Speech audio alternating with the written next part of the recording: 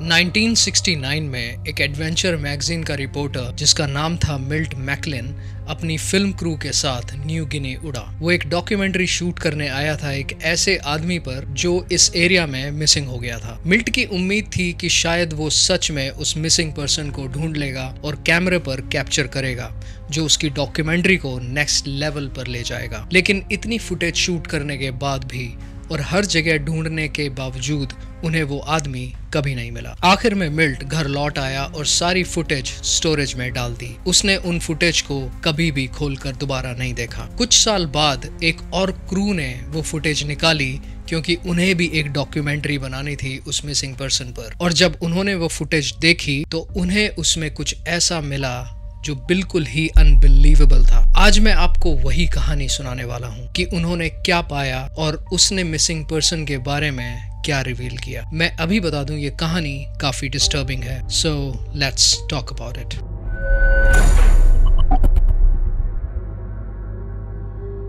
Saturday सुबह 18 नवंबर 1961 एक 23 साल का लड़का माइकल रॉकेफेलर अपने बोट के आउटबोर्ड मोटर का कॉर्ड खींच रहा था। माइकल बार बार खींचता रहा लेकिन इंजन स्टार्ट नहीं हो रहा था, सिर्फ स्पटर करता और बंद हो जाता। इंजन के बिना इसका मतलब था कि माइकल और उसकी छोटी सी क्रू बस समंदर में और दूर ड्रिफ्ट होते जा रहे थे। और सबसे बड़ी दिक्कत ये थी कि उनका बोट, जो एक 40 फीट का कैटमैरान था, बेसिकली दो बड़े कैनोस को जोड़कर बनाया गया एक बोट, वो धीरे धीरे डूबने लग गया था। कुछ मिनट्स पहले तक माइकल और क्रू खुशी खुशी न्यू गिनी के ग्रीन जंगल कोस्ट के पास सेल कर रहे थे, लेकिन जैसे ही उन्हें एक ऐसे एरिया से गुजरना पड़ा जहां एक बड़ा रिवर समंदर से मिल रहा था, पानी बहुत ट्रबुलेंट हो गया था, प्रॉब्लम्स आनी शुरू हो गई। ब्राउन रिवर का पानी और ब्लू समंदर का पानी जब मिलते हैं तो बहुत बड़े वेव्स बनाते हैं, और जैसे ही उन्होंने वो एरिया क्रॉस किया, वेव्स उनके बोट में घुस गए। इंजन फ्लड हो गया और फिर बंद हो गया, और वेव्स बोट में गिरने लगे और बोट धीरे धीरे डूबने लगी। माइकल और क्रू वहां क्यों रिस्क लेने आए थे? क्योंकि माइकल एक ट्राइब देखना चाहता था जिसका नाम था अस्मत ट्राइब। ये लोग न्यू गिनी के कोस्ट पर रहते थे, उसी रिवर के आगे। माइकल को इनके आर्ट वर्क का बड़ा ऑब्सेशन था, स्पेशली उनके बिस पोल्स। ये पोल्स ट्राइब के मास्टर कार्वर्स बनाते थे। एक ही पीस ऑफ वुड को कार्व करते थे और उसे ऐसे बनाते थे जैसे मल्टीपल आदमी एक दूसरे के शोल्डर पर खड़े हैं। वो पोल्स देखने में तो ब्यूटीफुल और इंट्रिकेट थे ही, लेकिन ट्राइब के लिए ये सिर्फ आर्ट नहीं थे बल्कि उनसे भी बढ़कर बहुत कुछ था। उनका मानना था कि बिस पोल्स में उनके वो वॉरियर्स की सोल्स ट्रैप्ड होती है जो कॉम्बैट में मारे गए थे, और जब तक ट्राइब अपने दुश्मनों से बदला नहीं लेता तब तक वो सोल्स इन पोल्स में फंसे रहते। इसलिए अस्मत ट्राइब के लोग अपने बिस पोल्स कभी बेचते नहीं थे, कभी फेंकते भी नहीं थे। ये उनकी कल्चर और सोसाइटी का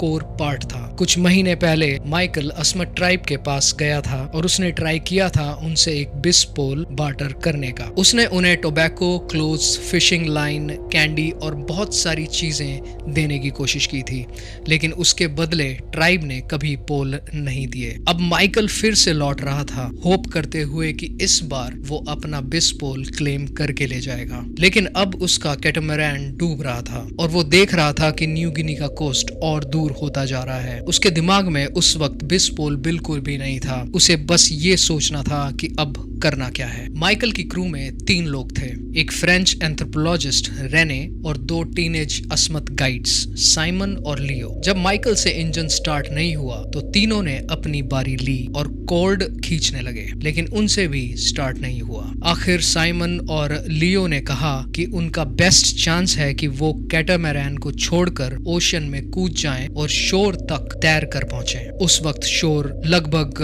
आधा किलोमीटर दूर था, लेकिन बोट बहुत फास्ट ड्रिफ्ट हो रही थी। अगर और देर करते तो शायद इतना दूर हो जाते कि तैरना इम्पॉसिबल हो जाता। प्रॉब्लम ये थी कि रेने बिल्कुल अच्छा स्विमर नहीं था और माइकल अपना बोट और सामान छोड़ना नहीं चाहता था। बोट में उसके पास टोबैको, फिशिंग लाइन, कपड़े, कैंडीज और भी बहुत सी कुछ ऐसी चीजें थी जो अस्मिट ट्राइब के लिए वैल्यूएबल थी। माइकल सोचता था कि इन चीजों का यूज करके वो बार्टर करके बिस्पोल और उनके आर्टवर्क ले सकता है। उसे पता था कि बोट आखिर डूब ही जाएगी, लेकिन वो मेंटली रेडी नहीं था सब छोड़कर अभी कूद जाने के लिए। तो डिसाइड हुआ कि साइमन और लियो खुद तैरकर शोर तक जाएंगे हेल्प लेने के लिए, और माइकल और रेने बोट पर ही रुकेंगे। थोड़ी देर बाद साइमन और लियो पानी में कूद गए और शोर की तरफ तैरने लगे। माइकल उन्हें देखते हुए रियलाइज करता है कि वो अपने घर से कितना दूर है। उसे महीने हो गए थे बिना शावर के, उसकी बॉडी सनबर्न थी, डर्ट से भरी थी, हाथ कैलोज्ड हो गए थे रोइंग से। लेकिन असली माइकल की लाइफ ये नहीं थी। वो एक्चुअली अमेरिका से था, जहां उसका फैमिली दुनिया के सबसे रिचेस्ट और पावरफुल फैमिलीज में से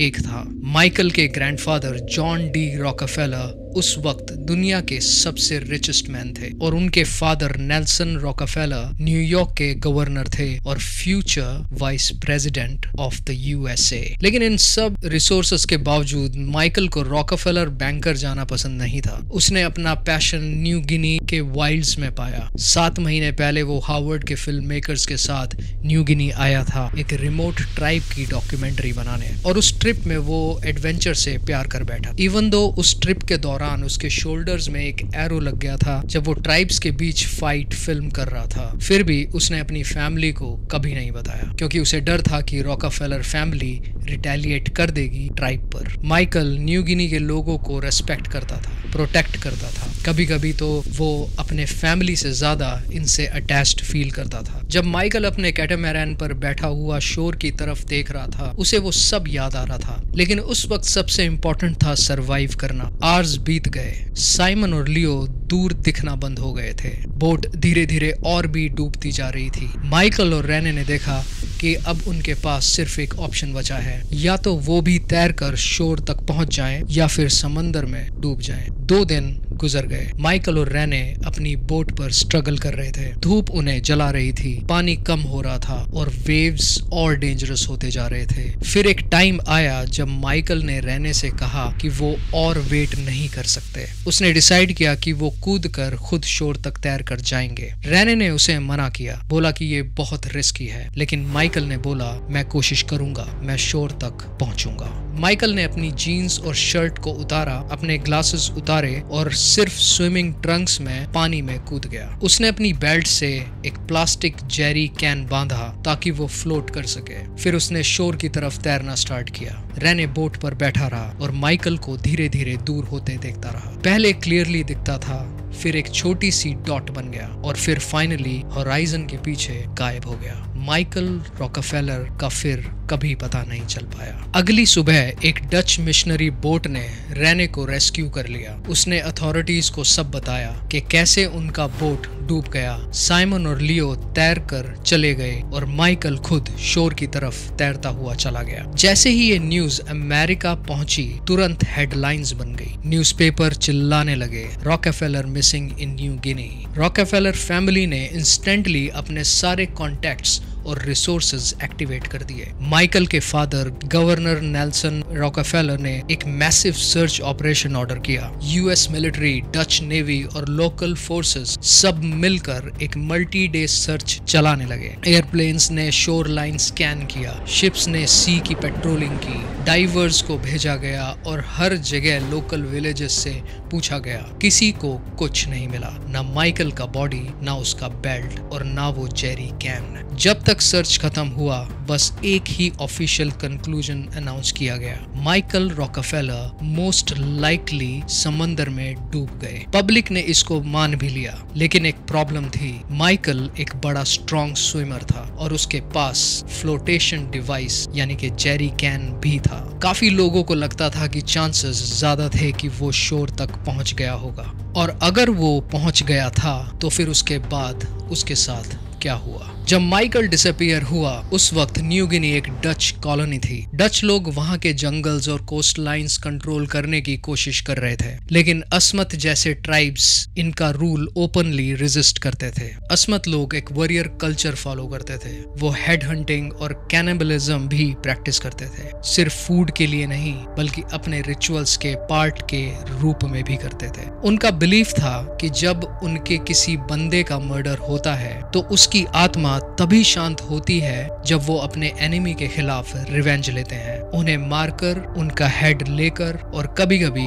उनका फ्लैश खाकर। डच लोगों ने ये प्रैक्टिसेस रोकने की बहुत कोशिश की थी, लेकिन हर जगह असमत लोग सीक्रेटली अपने रिचुअल्स कंटिन्यू करते रहे। इसीलिए जब माइकल मिसिंग हुआ और रूमर्स फैलने लगे कि शायद वो शोर तक पहुंच गया था, तो सबके दिमाग में एक ही सवाल आया, क्या माइकल रॉकफेलर असमत ट्राइब के हाथों मारा गया था? लेकिन उस वक्त डच ऑफिशियल्स और रॉकफेलर फैमिली दोनों ही इस रूमर को सप्रेस करते रहे। उन्होंने बोला माइकल ड्राउन्ड हो गया और कोई पॉसिबिलिटी नहीं। लेकिन ग्राउंड पर जो लोकल्स और मिशनरीज थे, उन्होंने एकदम अलग चीजें रिपोर्ट करनी शुरू की। माइकल के गायब होने के कुछ महीने बाद एक डच मिशनरी जिसका नाम था फादर वैन कैसल, उसने अपनी डायरी में एक शॉकिंग चीज लिखी। उसने रिपोर्ट किया कि असमत ट्राइब्समैन ने उसे बताया था कि उन्होंने एक व्हाइट मैन को देखा था जो सी से तैर कर आया था और फिर उन्होंने उस आदमी को मार दिया। फादर वैन कैसल के अकॉर्डिंग उन्होंने डिटेल में डिस्क्राइब भी किया। उन्होंने कहा था कि उस आदमी के पास एक छोटा सा कैन था जो उसने फ्लोट के लिए यूज किया था और फिर उन्होंने उस आदमी का हेड ले लिया और उसके फ्लैश को खाया अपने रिचुअल्स के पार्ट के रूप में। वैन कैसल ने ये इन्फॉर्मेशन तुरंत डच ऑफिशियल्स के साथ शेयर की, लेकिन उसके सुपीरियर्स ने बोला कि इसको चुप रखो, क्योंकि अगर रॉकफेलर फैमिली को ये सच बता दिया गया तो इंटरनेशनल स्कैंडल बन जाएगा। सो ऑफिशियली स्टोरी वही रही, माइकल ड्राउन्ड। लेकिन लोकल लेवल पर और भी मिशनरीज ने सुनना स्टार्ट किया कि असमत ट्राइब के लोग आपस में बोस्ट कर रहे थे कि उन्होंने एक इम्पोर्टेंट आउटसाइडर को मारा था। 1969 में जब माइकल की डेथ के 8 साल हो चुके थे, एक रिपोर्टर मिल्ट मैकलिन न्यू गिनी गया। उसने डिसाइड किया कि वो पर्सनली इन्वेस्टिगेट करेगा कि माइकल के साथ क्या हुआ था। मिल्ट ने एक फिल्म क्रू बनाई और न्यू गिनी के जंगल्स और कोस्ट एक्सप्लोर करने लगा। उन्होंने लोकल से बात की, मिशनरीज से इंटरव्यूज किए और असमत टेरिटरी में घुसने की कोशिश की, लेकिन हर जगह उसे वही रिपीटेड ऑफिशियल लाइन मिली, माइकल ड्राउन्ड हो गया था बस। और जब भी उसने असमत से डायरेक्टली बात करने की कोशिश की तो लोग या तो चुप हो जाते थे या फिर बिल्कुल अलग टॉपिक पे बात करने लगते थे। फाइनली मिल्ट ने कंक्लूड किया कि उसे कॉन्क्रीट प्रूफ नहीं मिलने वाला। उसने अपनी सारी फिल्म फुटेज स्टोरेज में डाल दी बिना देखे। लेकिन सालों बाद जब एक और क्रू ने वो फुटेज देखी, उन्होंने उसमें कुछ नोटिस किया जो मिल्ट ने कभी रियलाइज भी नहीं किया था। वो नए क्रू एक और डॉक्यूमेंट्री बना रहे थे माइकल के डिसअपीयरेंस पर। जब उन्होंने मिल्ट मैकलिन की पुरानी फुटेज देखी तो उन्हें एकदम शॉकिंग डिस्कवरी हुई। एक जगह असमत विलेज में जो फिल्म हुआ था, उस फुटेज में उन्होंने नोटिस किया कि विलेजर्स के पास वेस्टर्न स्टाइल आई ग्लासेस थे और एक और जगह उन्होंने देखा कि किसी के पास एक बेल्ट था जो क्लियरली वेस्टर्न डिजाइन का था। ये चीजें बिल्कुल आउट ऑफ प्लेस थी क्योंकि असमत के लोग नॉर्मली ऐसी आइटम्स यूज नहीं करते थे। और सबसे बड़ा सवाल ये था कि क्या ये आइटम्स माइकल रॉकफेलर के थे? अगर हाँ, तो इसका मतलब था कि असमत के लोगों ने उसे मार दिया था और उसके बिलोंगिंग्स अपने पास रख लिए थे। ये फुटेज कभी ऑफिशियली रिलीज नहीं हुई, लेकिन जो लोगों ने देखा उनके लिए ये बहुत बड़ी क्लू थी। ईयर्स के बाद और भी एविडेंस सामने आने लगे। मिशनरीज और रिसर्चर्स ने रिपोर्ट किया कि कुछ असमत एल्डर्स ओपनली एक्सेप्ट करते थे कि उन्होंने एक फॉरेन व्हाइट मैन को मारा था जो समंदर से तैरकर उनके शोर पर आया था। उन्होंने बताया कि उन्होंने उस आदमी को इसलिए मारा क्योंकि कुछ महीने पहले डच सोल्जर्स ने उनके ट्राइब के कई मेंबर्स को गोली मार दी थी और असमत ट्राइब के लोगों के लिए रिवेंज लेना उनके रिचुअल्स का एक सेक्रेड पार्ट था। सो जब वो व्हाइट मैन उनके पास आया, उन्होंने उसे एनिमी सोल्जर समझकर रिवेंज के लिए मार दिया। ये स्टोरी अलग अलग विलेजेस में स्लाइटली डिफरेंट वर्जन्स में सुनाई गई, लेकिन कोर एक ही था। माइकल रॉकफेलर शोर तक पहुंचा और असमत ट्राइब के लोगों ने उसे मार दिया। एक अमेरिकन ऑथर कार्ल हॉफमैन ने 2014 में एक बुक लिखी, सैवेज हार्वेस्ट। उसने न्यू गिनी ट्रैवल करके असमत विलेजेस में टाइम स्पेंड किया और एल्डर से डायरेक्टली बात की। कई एल्डर्स ने उसे कंफर्म किया कि हाँ, उन्होंने एक आउटसाइडर को मारा था 1961 में। और जब हॉफमैन ने डिटेल्स पूछी तो उन्होंने वही डिस्क्रिप्शन दी जो माइकल के सिचुएशन से मैच करती थी। एक आदमी जो बेल्ट और कैन के साथ सी से तैरकर शोर तक आया था। एल्डर्स ने यह भी बताया कि उसके बाद उन्होंने उस आदमी का हेड ले लिया और उसका फ्लैश रिचुअल्स के पार्ट के रूप में कंज्यूम किया। हॉफमैन ने कंक्लूड किया कि सबसे ज्यादा लॉजिकल एक्सप्लेनेशन यही था। माइकल रॉकफेलर ड्राउंड नहीं हुआ था, वो शोर तक पहुंचा था, लेकिन अस्मथ ट्राइब ने उसे मार दिया। आज तक माइकल रॉकफेलर का बॉडी कभी नहीं मिला। ऑफिशियल रिकॉर्ड अभी भी यही कहते हैं कि वो ड्राउनिंग एक्सीडेंट के शिकार हुए थे, लेकिन जितने भी आई विटनेस अकाउंट्स, मिशनरी रिपोर्ट्स और अस्मथ एल्डर्स के कन्फेशंस आए हैं, उनसे लगता है कि सच कुछ और ही था। सबसे लाइकली सिनेरियो ये है, माइकल शोर तक तैर कर पहुंच गए, उसे अस्मथ ट्राइब के लोगों ने पकड़ लिया, उन्होंने उसे डच सोल्जर्स से जो इनजस्टिस हुआ था उसका बदला समझकर सैक्रिफाइस कर दिया। इसीलिए माइकल रॉकफेलर की कहानी एक ट्रेजिक और मिस्टीरियस केस बन गई। एक यंग मैन जो अपने पैशन के पीछे दुनिया के दूसरे कोने तक गया, लेकिन वहां उसकी मौत एक फॉरेन कल्चर के रिचुअल्स के हाथों कुर्बान हो गई। आई होप आपको ये ट्रू क्राइम स्टोरी पसंद आई होगी। लाइक करें, शेयर करें, सब्सक्राइब करें और फॉलो करें तलाशी the true crime Hunt channel को। मिलते हैं फिर एक इंटरेस्टिंग स्टोरी के साथ अगले वीडियो में। तब तक के लिए goodbye and take care.